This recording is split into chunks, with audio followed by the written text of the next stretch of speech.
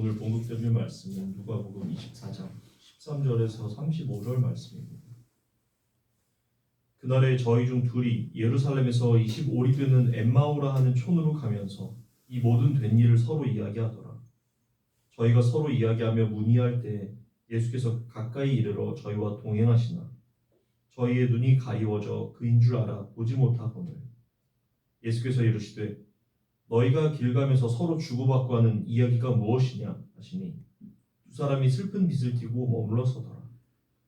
그 한 사람인 글로바라는 자가 대답하여 가로되 당신이 예루살렘에 우거하면서 그일 거기 된 일을 홀로 알지 못하느뇨. 가라사대 무슨 일이뇨 가로되 나사렛 예수의 일이니 그는 하나님과 모든 백성 앞에서 말과 일에 능하신 선지자의 언을 우리 대제사장들과 관원들이 사형 판결에 넘겨주어 십자가에 못 박느니라. 우리는 이 사람이 이스라엘을 구속할 자라고 바랐노라. 이뿐 아니라 이 일이 된 지가 사흘째요. 또한 우리 중에 어떤 여자들이 우리로 놀라게 하였으니 이는 저희가 새벽에 무덤에 갔다가 그의 시체는 보지 못하고 와서 그가 살으셨다 하는 천사들의 나타남을 보았다 함이라. 또 우리가 함께한 자 중에 두어 사람이 무덤에 가 과연 여자들의 말한 바와 같음을 보았으나 예수는 보지 못하였으나 하거늘 가라사대 미련하고 선지자들의 말한 모든 것을 마음에 더디고 있는 자들이여 그리스도가 이런 고난을 받고 자기의 영광에 들어가야 할 것이 아니냐 하시고 이에 모세와 및 모든 선지자의 글로 시작하여 모든 성경에 쓴 바 자기에 관한 것을 자세히 설명하시니라. 저희가 가는 촌에 가까이 가매 예수는 더 가려하는 것 같이 하시니 저희가 강권하여 가로되 우리와 함께 유사하시다. 때가 저물어 가고 날이 이미 기울었나니 이에 저희와 함께 유하여 들어가십니다. 저희와 함께 음식 잡수실 때에 떡을 가지사 축사하시고 떼어 저희에게 주시매 저희 눈이 밝아져 그인 줄 알아보더니 예수는 저희에게 보이지 아니하시는지라. 저희가 서로 말하되 길에서 우리에게 말씀하시고 우리에게 성경을 풀어주실 때에 우리 속에서 마음이 뜨겁지 아니하더냐 하고 곧 그 시로 일어나 예루살렘에 돌아가 보니 11사도 및 그와 함께한 자들이 모여 있어 말하기를 주께서 과연 살아나시고 시몬에게 나타나셨다 하는지라. 두 사람도 길에서 된 일이라 예수께서 떡을 떼심으로 자기들에게 알려주신 것을 말하더라. 아멘. 한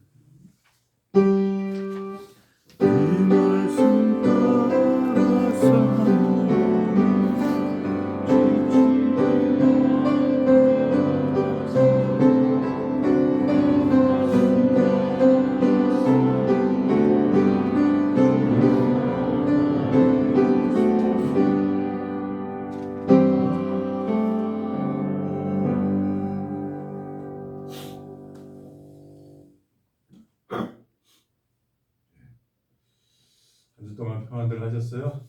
네. 부활 생명이 여러분들의 숨에 들숨과 날숨 속에 깊이 들어가서 명랑하고 거룩한 걸음들, 차고도 넘치는 독수리 같은 그런 힘 있는 걸음들 걸으시길 빕니다. 지지난 설교 기억하세요? 잘 기억 안 나실 텐데 여자들이 예수님의 무덤을 방문했죠. 예. 이 여자들은 그 오늘 본문에 있는 23장, 24장 앞장에 이 여자들이 갈릴리에서 예수와 함께 온 여자들이라고 이렇게 나와 있습니다. 근데 이제 이 여자들이 24장에 그 이야기, 이 사건의 이야기에 여자들이 무덤을 방문하는 사건의 이야기에 처음에 그냥 이 여자들이라고만 나오고 나중에 10절에서 그 이 여자들을 누구라고 이렇게 얘기하고 있죠. 이 여자들은 막달라 마리아와 요한나와 야고보의 모친 마리아와 또 저희와 함께한 다른 여자들도 이 사실을 사도들에게 고하니 사도들이 이것을 허탄한 난센스라고 이렇게 믿고 그렇게 듣고 허탄한 소리라고 듣고 믿지 아니하더라라고 이렇게 나와 있습니다. 부활이 믿겨지는 것은 예수님의 3일 만에 부활하셨다는 것이 믿겨지는 것은 은혜입니다. 부활에 대한 설교는 어떤 이에게는 정말 난센스로 믿겨지지 않을 것이고 어떤 이에게는 수긍이 가는 것일 수 있습니다. 부활이라는 것은 그런 의미의 신비 속에 있는 것이죠. 그것도 믿음의 신비 속에 있는 것이 부활 사건입니다. 그 예수님의 부활 사건을 가장 먼저 기록한 초기 마가 전승은 예수님이 6월절 명절 중에 금요일이니까 예루살렘에서 처형을 당하시죠. 그리고는 아리마대 요셉이 빌라도에게 가서 자기에게 시체를 달라고 이렇게 해서 빌라도가 벌써 확실히 죽었는지 숨을 거뒀는지를 그 제사장에게 묻습니다. 그리고서는 확인해서 그래서 아리마대 요셉에게 넘겨주고 아리마대 요셉이 그 인낸 예수님의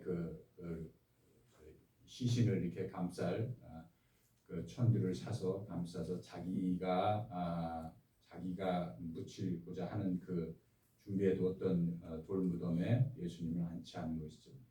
그리고 3일째 되는 날 여인들이 예수님의 무덤에 찾아가서 빈 무덤이 발견되었더라라고 마가복음 최초의 복음서에는 그렇게 기록이 되어 있습니다. 예수님이 부활이 믿어지는 것은 우리가 흔히 어떤 증거를 가지고 물리적인 시간대적으로 이렇게 찾아가면서 성경을 들춰가면서 그렇게 접근해서 예수님의 부활을 믿어보려고 하지만 사실은 그렇게 접근해서 믿어지는 것이 믿어지면 그것도 은혜입니다. 그러나 성경에서 공간 복음에서 부활을 서술하는 것을 깊이 들여다보면 그렇게 접근하는 시간대 순서로 그렇게 접근하는 것이 아니고 우리의 믿음의 깊이 정도에 따라서 우리가 말씀이 육화되는 그 정도에 따라서 부활이 서서히 우리 개인의 믿음의 그 말씀에 화육되는 것에 비례해서 부활이 스며들어 오는 것입니다. 그렇게 성경은 기록하고 있습니다. 사실 신앙생활 오래 하면서도 부활이 안 믿겨지죠. 성경에 그렇게 기록되었으니까 목사가 설교 단상에서 그렇게 설교를 하니까 교리적으로 부활하셨다고 하니까 그걸 믿고 따라오려고 하는 것이지만 실제적으로 정말 삶에서 내가 부활의 생명을 사느냐 못 사느냐 이 생명과 사망의 이 선택의 기로에 서 있는 우리 입장에서 그렇게 문자적으로 접근하는 것으로는 우리에게 도움이 되지 않습니다. 그렇습니다. 거기에 더 나가서 부활 사건도 잘 믿겨지지 않는데 부활체로서의 형태도 어떤 것을 의미하는지가 사실은 솔직히 말하면 혼란스러울 수도 있습니다. 그것이 우리들의 지금 입장이죠. 이 순례의 신앙의 여정엔 순서가 늘 말씀드리지만 있습니다. 이 순서라는 것이 성숙과 성장과 성화로 가는 영적 위계 질서가 있다는 말씀인데요. 그것이 사도 바울이 로마서 8장 30절에 이렇게 고백하는 것처럼 하나님이 그 아들의 형상을 본받게 하기 위하여 미리 정하신 그들을 또한 부르시고 부르신 그들을 또한 의롭다 하시고 의롭다 하신 그들을 또한 영화롭게 하셨느니라 하는 이 영적인 위계의 순서 질서가 있다는 것입니다.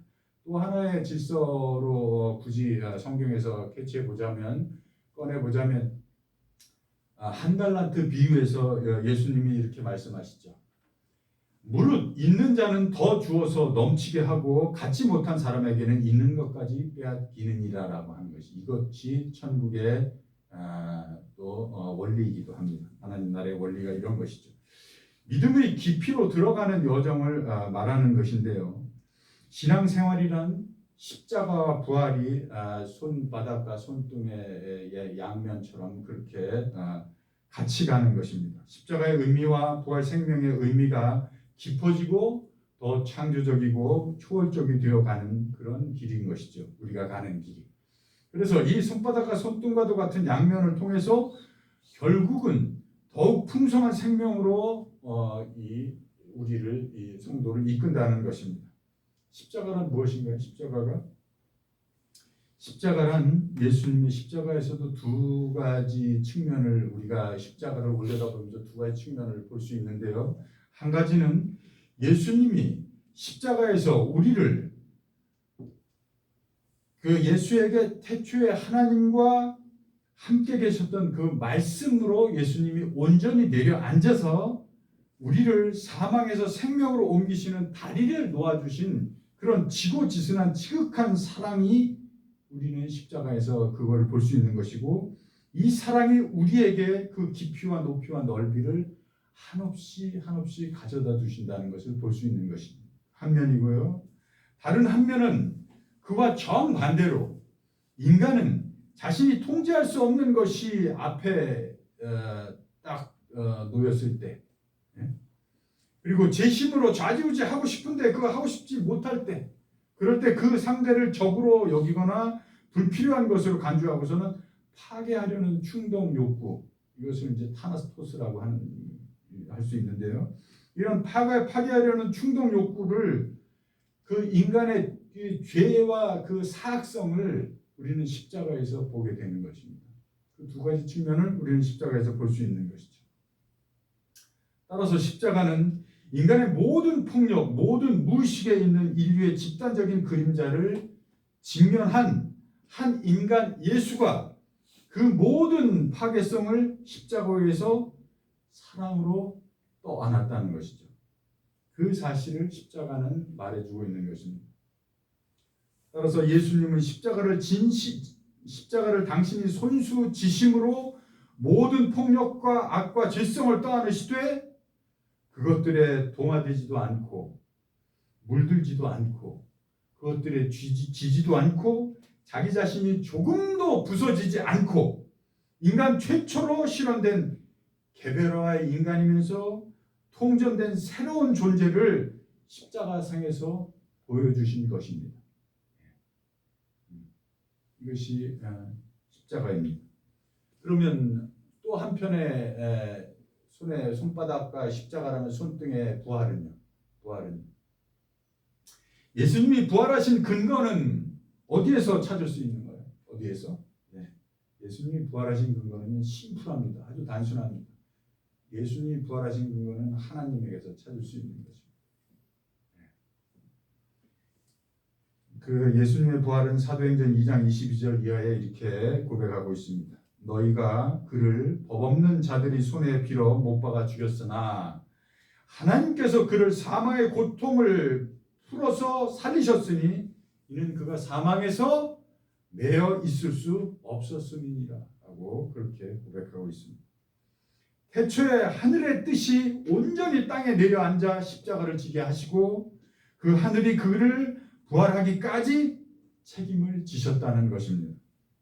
따라서 십자가란 하나님 앞에 선 자녀로서의 인간이 자신의 인생을 올곧이 책임적으로 감당하는 주체적이고 자기 개체와 자기 통전이 이루어진 상태에서 그 상태에서의 진리 안의 능력, 진리의 능력으로 하나님 아버지의 뜻을 살아내는 자기 실현의 걸음인 것이죠.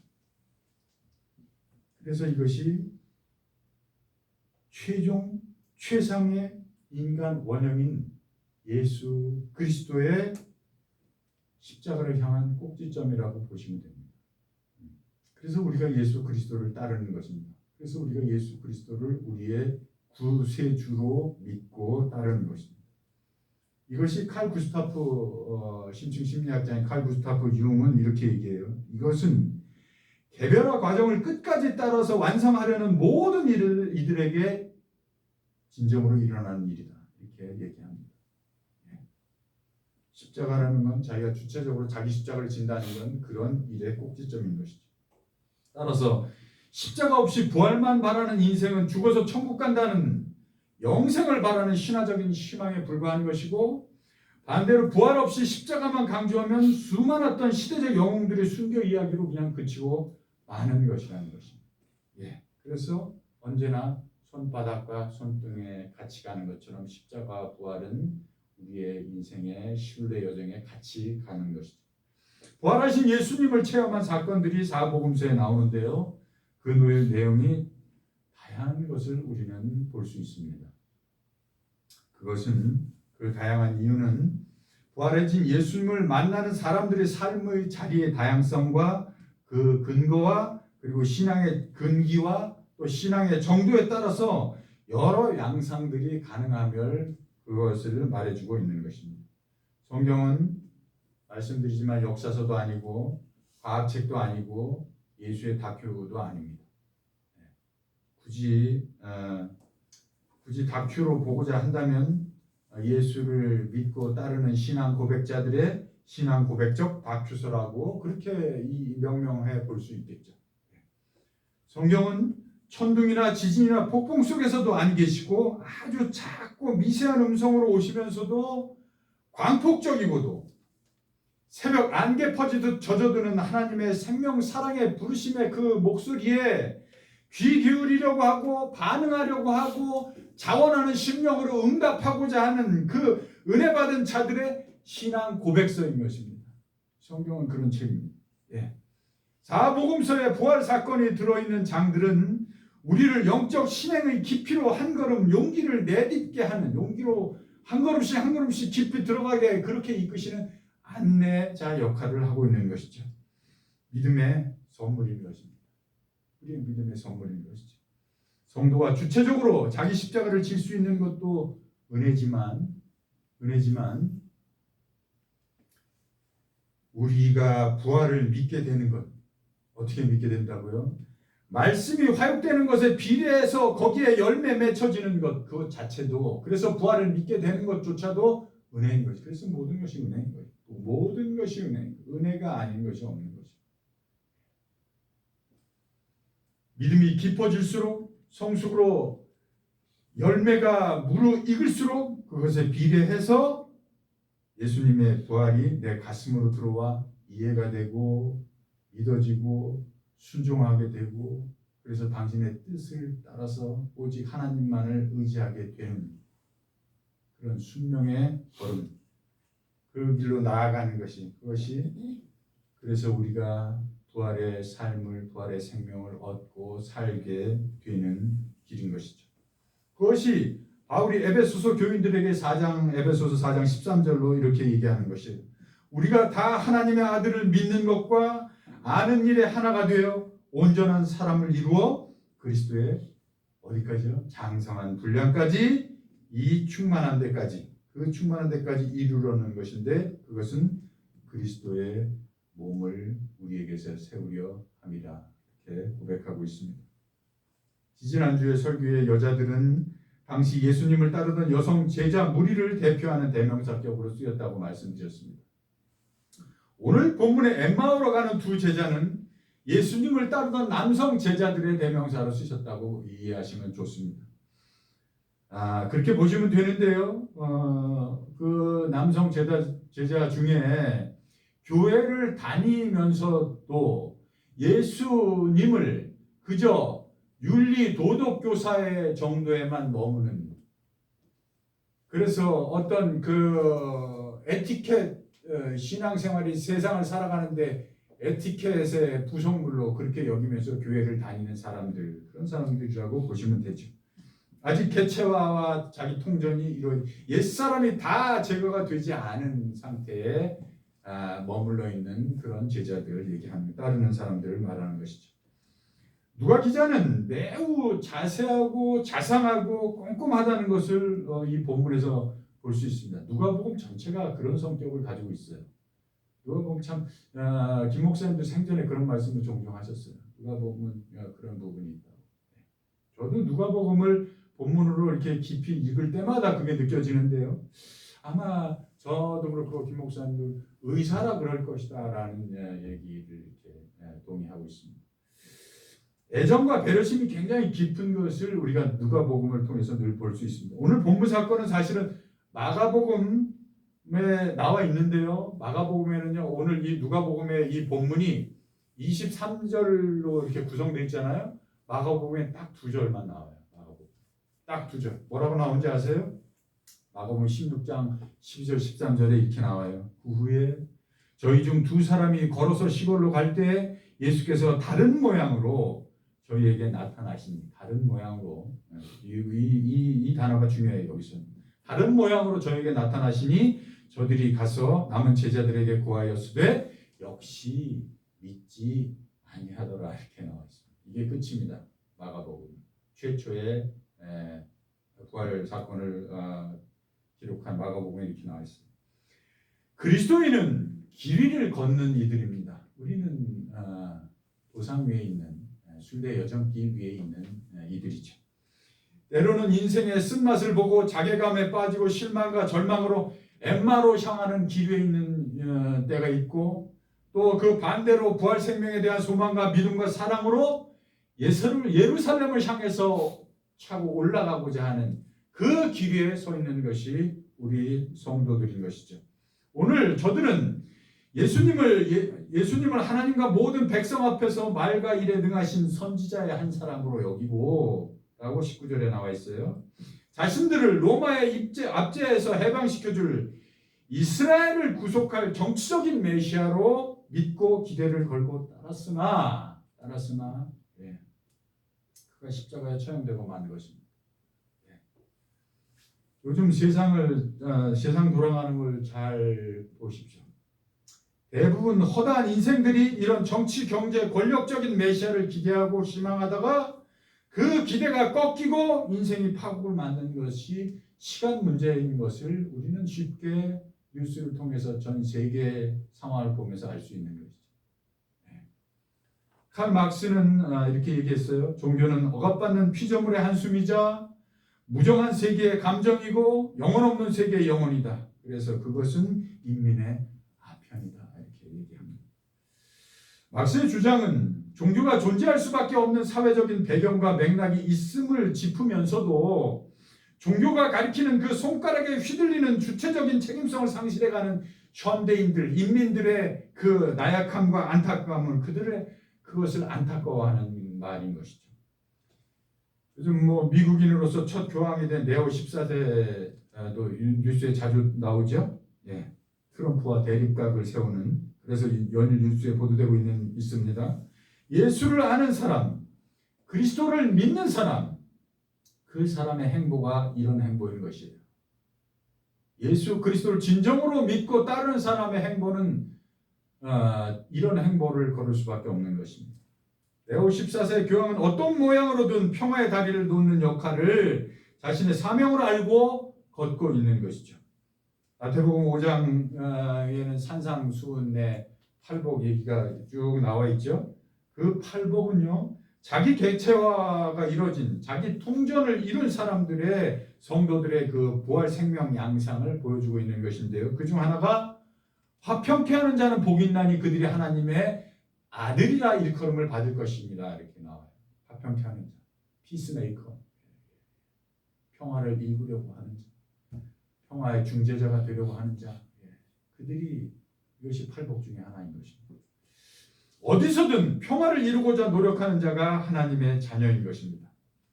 이재명 대통령도 요새 뉴스에 자주 나오죠. 이스라엘을 향해서 날린 트윗도 전 세계적인 반향을 불러일으킨 것을 알 수 있습니다. 이스라엘의 반인권적인 행동에 전 세계인들이 지적을 한 번쯤은 되돌아볼 만도 한데 그런데 안 돌아본다는 거예요. 그래서 실망스럽다. 내가 아프면 타인도 그만큼 아프다. 이렇게 트위터에 썼지 않습니까? 이스라엘은 예수 그리스도를 선지자 중 한 사람으로만 여기는 미숙한 민족인 것이 틀림이 없는 것이죠. 하나님을 안다고요? 개가 풀 뜯어먹는 소리인 것입니다. 하나님을 진정으로 안다는 말은 예수가 그리스도 되심까지 아는 것이기 때문에 그렇습니다. 예수가 그리스도이심을 믿음으로 고백하는 거기까지 가야 하나님을 온전히 다 알 수는 없지만 그래도 이 지상에서 그래도 하나님을 안다고 할 수 있는 것입니다. 불과 1세기도 안 지나서 불과 80년 만에 홀로코스트 600만에 학살당한 피해 당사자국의 민족으로서 있었던 이스라엘 민족이 이제는 폭력, 살인, 학살 당사자가 되어버린 그런 민족이 되어버려서 세계적으로 손가락질 지금 받고 있는 것이죠. 폴란드 국회도 뉴스에 보셨어요? 폴란드 국회에서 폴란드 국회의원이 이스라엘 국기 가운데 그 다윗의 별을 지우고 거기에 나치 문양을 새겨서 그거를 들고 있는 거 보셨어요? 그 뉴스? 예. 그것이 그냥 스쳐 지나갈 일이 아니에요. 그것이 폴란드 국회에서 일어난 일이에요. 그것이 이스라엘 국민의 또한 65%가 휴전을 반대한다는 여론조사 결과가 나와 있어요. 65%가 휴전을 반대한대요. 계속 가자 지구, 레바논이고 어디고 계속 미사일을 날려서 사람을 죽이라는 거에 찬성한다는 거예요. 65%. 우리가 이북하고 전쟁이 났다고 상상을 해보십시오. 근데 우리나라 국민 65%가 10명에 6, 7명이 계속 미사일을 쏴대라. 계속 미사일. 그런다고 지금 하고 있는 거예요. 그런다고. 결국은 예수를 모르고 그리스도도 모르니 십자가도 부활도 전혀 모르고 있는 것입니다. 더 나아가서 하나님도 모르는 것입니다. 하나님은 사랑에 지시는 분이에요. 하나님은 생명에 지시는 분이에요. 하나님은 우리의 잠재 가능성에 지시는 분이에요. 하나님은 우리의 창조적인 그 창발성에 지시는 분이에요. 하나님은 온 생명에 저어주시는 분이에요.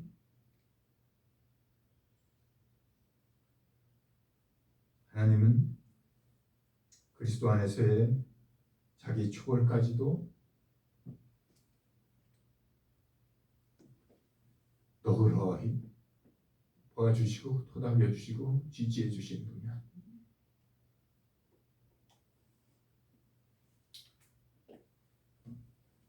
예수님이 저들에게 말씀하고 계십니다. 미련하고 선지자들의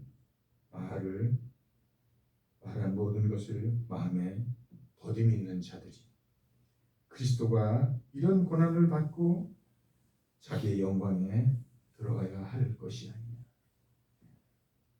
예수께서 오늘 바로 저 사악하고 둔하고 못돼 먹은 고집불통인 우리들에게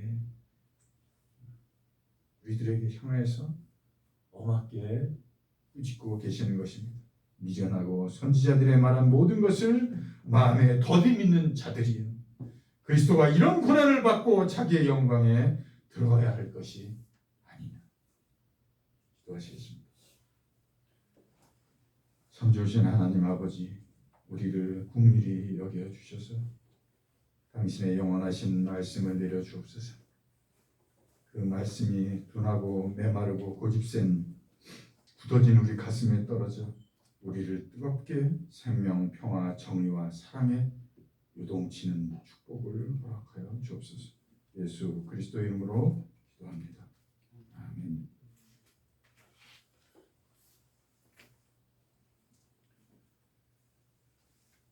네, 찬송가 315장 부르시겠습니다.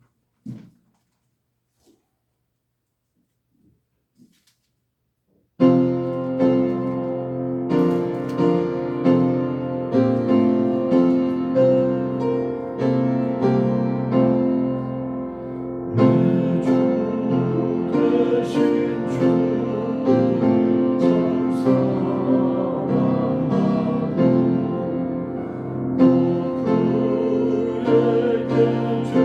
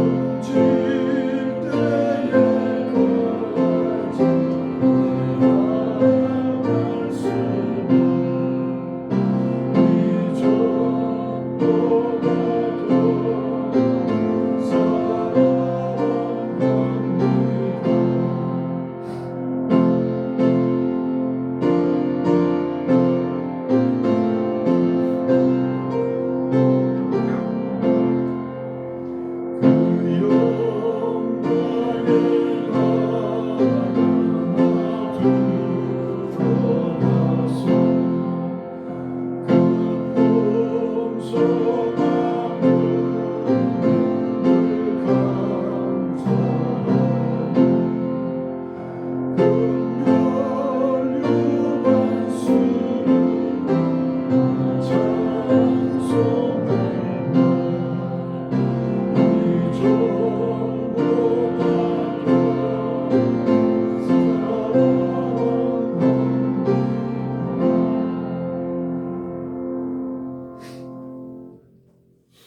634장 부르시면서 준비하신 봉헌 치겠습니다.